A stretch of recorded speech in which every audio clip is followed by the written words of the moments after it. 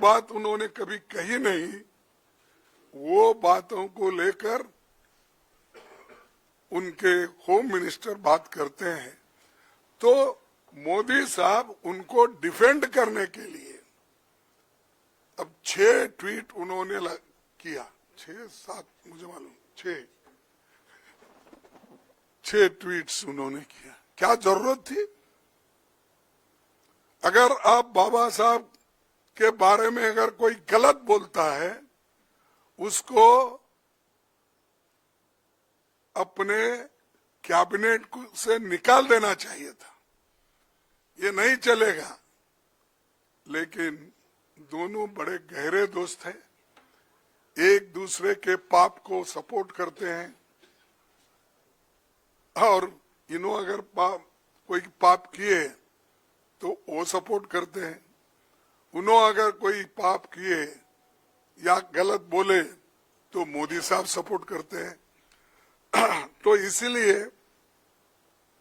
मैं ये जानना चाहता हूं मोदी जी के ओर से, जो व्यक्ति और जिस संविधान की आप यहाँ पर जो चर्चा कर रहे हैं, इस ग्रंथ को पवित्र मानकर आप सबको कह रहे हैं, हालांकि ये संविधान उन्होंने कभी इसको सम्मान नहीं दिया। इसका तो बीच में मत बोलो, इसमें तो उन्होंने तैयार होते ही रामलीला मैदान में जलाया और उसका हम जो देश के लिए झंडा बनाए थे, तिरंगा झंडा, उसको भी उन्होंने नकारा और वो ये चाहते थे ये संविधान अपना नहीं है, ये संविधान सिर्फ जो मनु के लॉ है वो संविधान उस लाइन पे नहीं है, इसीलिए हम इसको मानते नहीं। इसीलिए नेहरू जी का फोटो जलाए, गांधी जी का जलाए, अंबेडकर जी का जलाए, सबकी फोटो जलाए और तिरंगा झंडा को भी उन्होंने तिरस्कार किया। वही माइंड में है उनका, उसी लिए तो डॉक्टर बाबा साहब अंबेडकर के लिए उन्होंने ये बात की।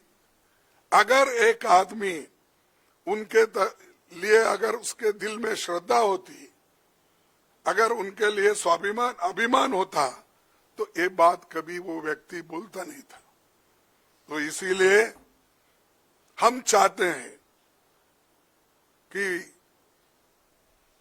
हमारे अमित शाह राजीनामा देना चाहिए और मोदी जी को अगर थोड़ा सा भी बाबा साहब अंबेडकर के बारे में श्रद्धा है तो रात के 12 बजे के अंदर वो निकाल देना चाहिए, उनको ड्रॉप कर देना चाहिए, बर्खास्त कर देना चाहिए। तो हमारी डिमांड ये है कि जो व्यक्ति संविधान का शपथ लेके अंदर आता है, मिनिस्टर बनता है, मेंबर बनता है, अगर उस संविधान का अपमान करता है तो उसमें उसको कैबिनेट में रहने का कोई अधिकार नहीं है। उनको फौरन ड्रॉप करना चाहिए, बर्खास्त करना चाहिए,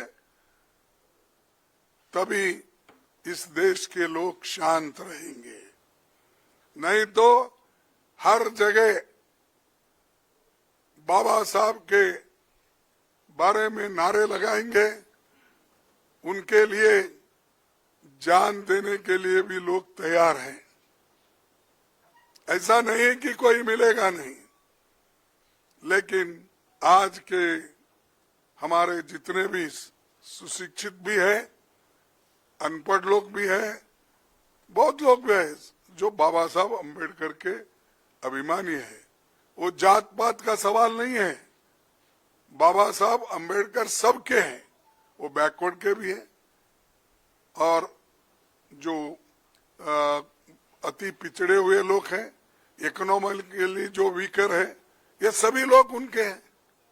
कभी उन्होंने जात पात पर बात नहीं की, इसलिए क्योंकि वो चाहते थे जो शोषित वर्ग है, जो दलित है, जो बहुत ही कुचला गया है, उसके बारे में बात करते थे।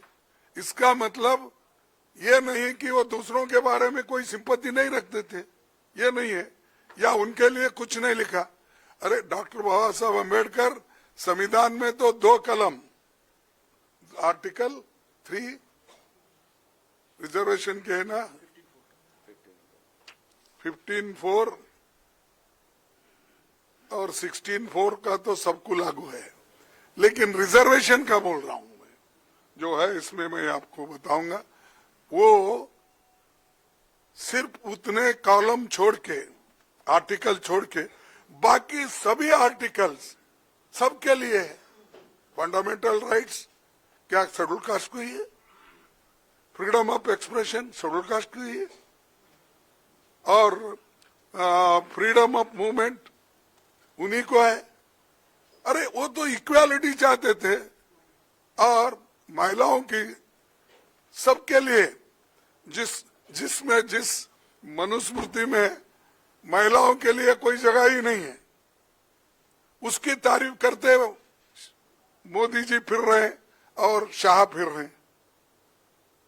तो इसलिए मेरा एक प्राइम मिनिस्टर को कहना है, अगर आप बाबा साहब के उनके बारे में कोई थोड़ी सी जगह अगर आप